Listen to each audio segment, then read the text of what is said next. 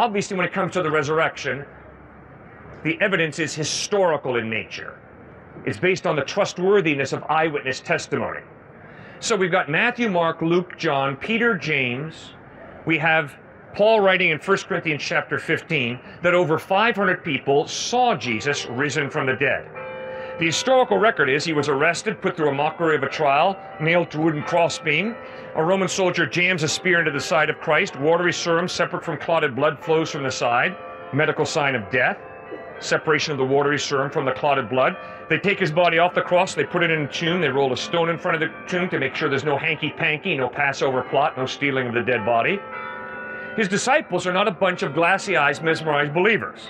I love the way the Gospels describe the apostles as Christ deniers, Christ betrayers, Christ deserters. They were not true believers. They doubted, all of them, and they ditched Christ in his moment of need. 3 days after he dies, the Gospels record that he first appears to some women. The reason I find that interesting is because of the grotesque sexism of the first century. If I was trying to foist a fail as a male author on society that the dead Christ had risen from the dead, I never would have had my first eyewitness be women. A woman's testimony was not even allowed in court. It was sick. Incredibly grotesque sexism. But the Gospels have the ring of authenticity as Christ first appears, risen from the dead, to a grief-torn woman named Mary Magdalene.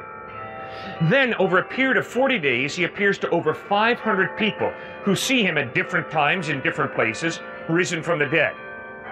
Now, what really kicks it home for me is those folks, the majority of them, who saw Christ risen from the dead, stood before Roman soldiers, and the Roman soldiers said, "Say Caesar is Lord and live." Emperor worship is the way we're unifying the Roman Empire right now.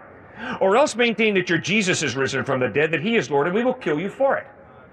And these eyewitnesses who saw Christ risen from the dead said, "We have seen Jesus risen from the dead. He is Lord," and they died, not for a belief. They died not for a passion. They died for what they claimed to have seen, the dead Christ risen from the dead.